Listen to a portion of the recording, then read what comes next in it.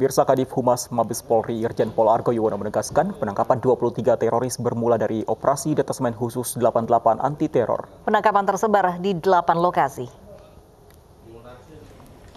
Setelah membawa teroris asal Lampung dan Sumatera ke Jakarta, kepolisian menegaskan akan terus mengusut jaringan terorisme di Indonesia. Lebih lanjut, Mabes Polri menekankan pihaknya akan terus melacak setiap DPO dan mempelajari peran setiap jaringan. Penangkapan itu diawali dengan adanya informasi yang diterima oleh Densus yang sudah dievaluasi berkaitan dengan beberapa orang-orang yang sudah kita lakukan penangkapan sebelumnya, dan juga adanya DPO yang sudah lama berkaitan dengan DPO bom Bali 1, Jadi intinya bahwa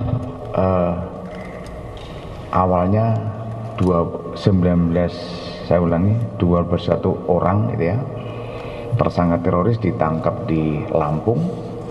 Ada 8 lokasi, 8 lokasi itu.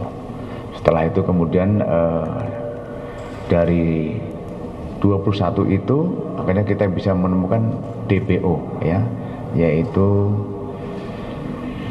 tersangka yang atas nama Upik dengan tersangka teroris Upik Lawanga menyatakan menyerahkan diri kepada polisi dalam akidah Jamaah Islamiyah adalah haram. Sebelum dibekuk, Upik telah buron selama 14 tahun dan berikut pengakuan tersangka teroris Upik Lawanga. Dari 14 tahun itu, kalau menurut kita akidah Jamaah Islamiyah, kita itu kalau menyerahkan diri itu haram hukumnya. Jadi kalau kita dibunuh di situ, ya alhamdulillah bisa syahid. Tapi apabila kita ditangkap, udah qadarullah. Seperti itu. Jadi kita itu dari awalnya disuruh untuk berjuang membela kaum muslimin di Poso untuk membalas darah kami yang tertumpah.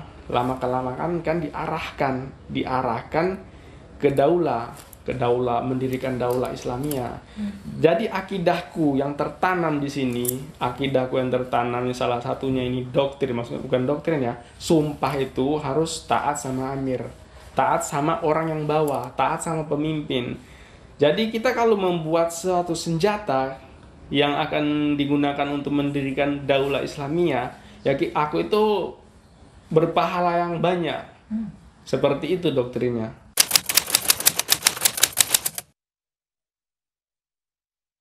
Nah, bunker itu kita bangun, maksudnya untuk pembuatan senjata juga itu kemarin. Sebelum Pak Karto ketangkap, itu dia udah nyuruh bikin senjata, ngasah ilmu itu yang bagus, senjata yang bagus. Nanti disuplai alat yang bagus-bagus juga.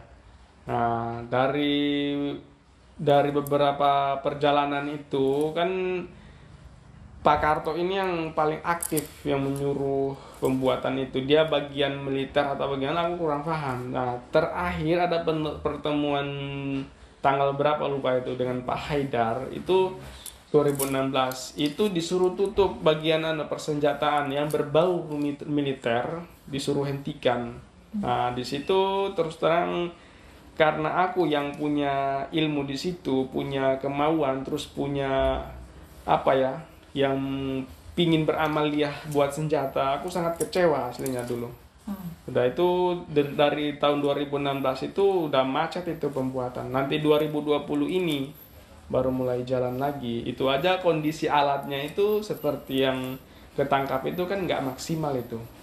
Ya tapi masih bisa. 2020 semenjak 4 bulan sebelum aku ditangkap itu. Nah, itu sudah bukan dari sudah bukan dari pusat, tapi perseorangan yang namanya Budi Handuk. Ya itu bagian dari jalan kami seperti itu, akidah yang ditanamkan. Jihad yang sesungguhnya kalau menurut Rasulullah yaitu kita itu berjuang dengan sungguh-sungguh, yaitu mengangkat senjata melawan orang-orang kafir. Jadi jamaah Islamiyah dulu dengan sekarang yang aku pahami itu beda. Kalau jamaah Islamiyah dulu itu masih banyak ustadz-ustadznya itu yang dari berbagai macam aliran masuk ke situ, yang agak ekstrim pemikirannya. Jadi ngebom sana ngebom sini kan banyak kerugian. Maksudnya ada yang ditangkap, ada orang Islam yang mati. Seperti itu. Dan itu sekarang jamaah Islam itu merubah diri, lebih banyak berdakwah dan melihat dengan kondisi di lapangan.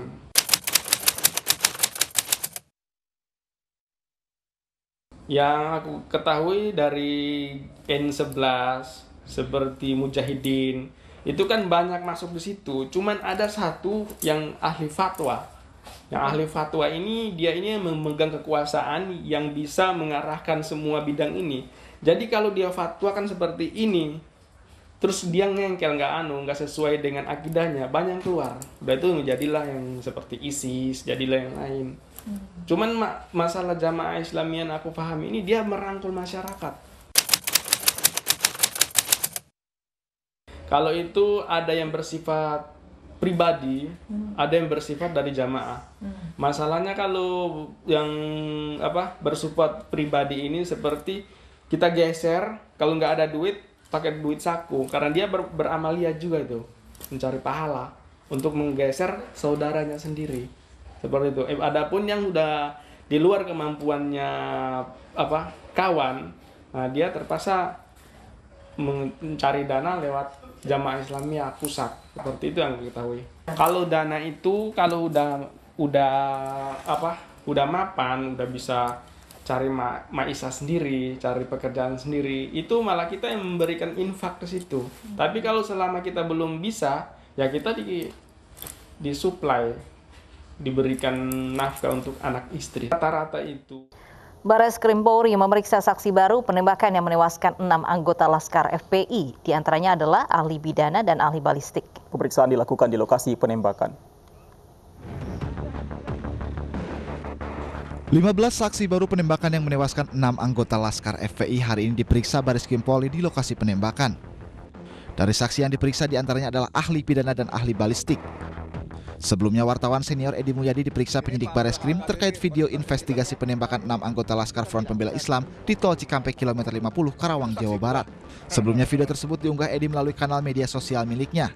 Dengan didampingi tim kuasa hukumnya, Edi mengaku tidak mengetahui detail pemeriksaan dirinya sehingga tujuan kedatangannya masih bersifat klarifikasi. Nggak ngerti, kita makanya mau datang nih. Ini komandan kita nih, Bang Abdullah Katiri. Gitu. Juga sempat tidak hadir itu kenapa Bang? Saya udah kasih pemberitahuan ke penyidik, saya berhalangan ada kegiatan lain. Jadi kalau kalian ada yang tulis, ada yang bilang mangkir, aduh jangan gitulah ya. Sama-sama, kan wartawan juga, jangan gitu-gituin.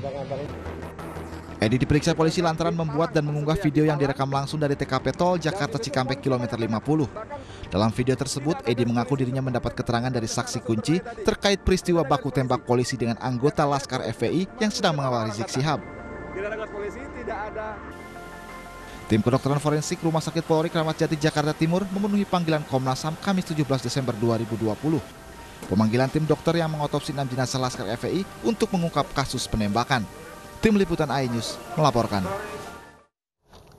Dan pemirsa, untuk informasi terkini terkait pemeriksaan saksi kasus penembakan 6 Laskar FPI sudah bergabung bersama kami melalui sambungan telepon Direktur Tindak Pidana Umum Polri Brigjen Pol Andi Rian Jayadi. Selamat sore Pak Andi.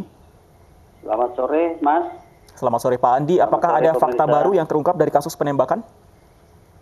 Ya, yang pertama saya ingin klarifikasi terkait dengan narasi yang berkembang terkait pemeriksaan saudara Edi Mulyadi. Jadi yang bersangkutan itu diperiksa oleh Direktorat Tindak Pidana Umum Bareskrim Polri bukan terkait dengan peredaran video, tetapi itu terkait kami memeriksa yang bersangkutan karena ada saksi yang menyatakan bahwa yang bersangkutan didatangi oleh saudara Edi Mulyadi dan menyatakan tahu banyak, bahkan menjelaskan bahwa ada penembakan di kilometer 50. Makanya kita memanggil yang bersangkutan, jadi bukan terkait dengan video ya, saya klarifikasi kembali. Baik, kemudian apa fakta-fakta terbaru dari pemeriksaan Edi Mulyadi ini? ini tetap kita kembangkan saksi-saksi ya. Sebagaimana saya sampaikan juga beberapa saat yang lalu, kita tetap terbuka. Hari ini kita melakukan pemeriksaan 15 saksi yang ada di TKP. Kemudian juga kita melakukan pemeriksaan tambahan terhadap beberapa ahli, termasuk ahli metalurgi dan ahli pidana. Baik, hingga kini ada berapa saksi Pak Andi yang diperiksa? Sampai hari ini sudah ada 61 saksi. 61 saksi ini terdiri dari masyarakat, kemudian juga ada saksi ahli, kemudian ada saksi dari anggota Polri sendiri, tetapi bukan yang terlibat dalam peristiwa, tetapi dia menjadi saksi pada peristiwa tersebut. Pak Andi, tadi Anda mengatakan bahwa ada banyak narasi di luar sana. Ada juga yang tengah berkembang saat ini bahwa ada kabarnya ada saksi yang sempat mendengar bahwa salah satu anggota Laskar FPI ini meminta ampun ketika peristiwa tersebut berlangsung. Benarkah informasi tersebut? Silakan aja kalau misalnya punya informasi. Kan kita dari awal mengatakan kita membuka kesempatan selebar-lebarnya, seluas-luasnya kepada semua masyarakat, kepada semua publik yang punya informasi, yang tahu, yang mengalami terkait peristiwa tersebut, silakan datang. Kita akan nanti tentu akan kita ambil secara formal keterangan-keterangan tersebut. Baik, hingga kapan pemeriksaan saksi ini akan dilakukan dan nanti tahap selanjutnya akan seperti apa Pak Andi? Ini tetap terus berkembang ya. Jadi sampai saat ini memang status penanganan adalah penyidikan dan kami penyidik belum bisa menyimpulkan karena masih banyak informasi-informasi yang masuk dan terus berkembang. Kalau hasil koordinasi dengan Komnas HAM kemudian juga dengan Jasa Marga sejauh ini apa, Pak? Kalau dengan Jasa Marga bukan koordinasi, kita periksa. Apa hasilnya? Ya hasilnya kan itu materi penyidikan, nggak mungkin saya buka di sini dong. Baik, selain memang saksi, apakah memang ada barang bukti yang akan juga mengungkap fakta-fakta dari penembakan Laskar FPI ini? Iya, barang bukti juga kita tetap terbuka, ya. Sekali lagi saya katakan penyidik Bareskrim dalam hal ini tetap terbuka kepada semua informasi dari publik. Apakah itu berupa keterangan saksi atau mungkin ada yang ingin menyampaikan barang bukti yang dianggap berkaitan dengan peristiwa, ya kita silakan. Oke. Kita tetap persilakan. Baik, Pak Andi, kita tunggu perkembangan terbaru secepatnya agar kasus ini tidak semakin carut marut di luar sana. Pemirsa, Polda Jawa Barat terus mengembangkan kasus dugaan prostitusi online yang melibatkan artis sekaligus selebgram berinisial TA. Polisi menangkap TA bersama 3 mucikari di sebuah hotel di kawasan Bandung, Jawa Barat.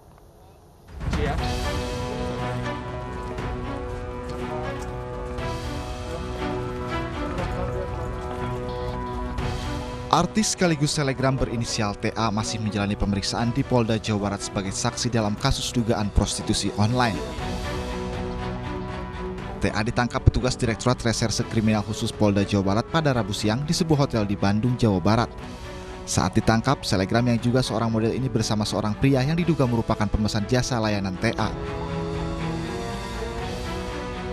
Menurut polisi, penangkapan TA berdasar pengungkapan jaringan prostitusi online dengan 3 muncikari di Kota Medan, Jakarta, dan Bogor. Sudah kita amankan terlebih dahulu. Semuanya di Bandung, Bang, tempatnya? 1 di Medan, 1 Jakarta, 1 di Bogor. Cukup ya? Untuk TA sendiri, TA dari Jakarta, dan tadi kita amankan di salah satu hotel di Bandung. Itu hotelnya berbintang berapa, Bang? Terus di daerah mana, Bang? Pokoknya salah satu hotel di Bandung. Saat ditangkap itu sedang melakukan... Ya, sedang di kamar. Sementara itu, untuk pengembangan penyidikan, TA diamankan bersama 3 muncikari dan suami salah seorang muncikari. Dari Bandung, Jawa Barat, Mujib Prayitno, iNews melaporkan. Selengkapnya terkait prostitusi selebgram sudah bergabung bersama kami ada Kabid Humas Polda Jawa Barat Kombes Erdi Adri Bulan Caniago. Selamat sore Pak Erdi. Selamat sore. Baik Pak Erdi, hingga saat ini apakah ada tersangka lain yang sudah ditangkap? Belum. Jadi sampai saat ini masih 3 orang ya yang diperiksa, yang dijadikan tersangka. Baik, kalau dari status selebgram TA ini statusnya hingga kini apa? Saat ini masih didalamin, ya. Saat ini masih didalamin. Yang sekarang ini statusnya masih sebagai saksi.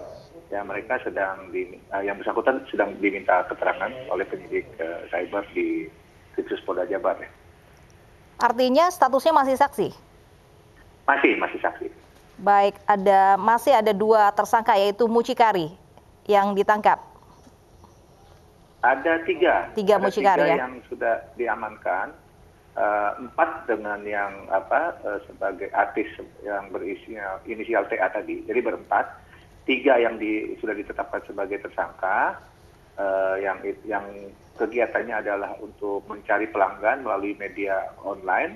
Kemudian 1 lagi sebagai mucikari. Jadi 3 yang sudah ditetapkan sebagai tersangka. Jadi apakah mucikari ini juga terlibat dalam satu jaringan prostitusi yang lain yang kita tahu sudah ada beberapa kasus serupa juga yang pernah terjadi, Pak Erdi? Ya, dari hasil pemeriksaan sementara, mucikari ini mempunyai jaringan yang sangat luas. Ya, di beberapa daerah bisa kita dikatakan bahwa yang bersangkutan mempunyai jaringan seluruh Indonesia. Nah, hal ini yang merupakan suatu kegiatan yang perlu diapresiasi terhadap tim cyber dari Polda Jabar. Kemudian sekarang sudah didalami, khususnya yang berinisial FR yang kita panggil Mami Alona ini. Oke, cara sistem dari mucikari ini mencari tanda kutip pekerjanya, mereka mencarinya bagaimana? Mencari secara online kah atau mereka sudah saling kenal sebelumnya? Oh tidak, di sini yang bersangkutan itu ada situs namanya situs DM. Kebetulan dari Direktorat Krimsus Polda Jabar, khususnya dari cyber, Subdit Cyber itu melakukan patroli cyber di media online. Ditemukanlah situs tersebut, kemudian setelah didalami ternyata situs tersebut mencari pelanggan untuk kegiatan prostitusi, di mana yang bersangkutan menawarkan beberapa tipe-tipe yang akan ditawarkan. Di antaranya mungkin ada yang menginginkan selebriti, selebgram, kemudian pihak dari swasta, dan sebagainya sesuai keinginan pelanggan. Itu disampaikan melalui media online yang situs BM itu. Oke, berarti untuk selebgramnya ini sudah masuk di dalam daftar ya sebelumnya ya Pak Erdi ya. Terima kasih Pak Erdi untuk waktunya bersama kami. Kita tunggu informasi terbaru nantinya. Selamat sore.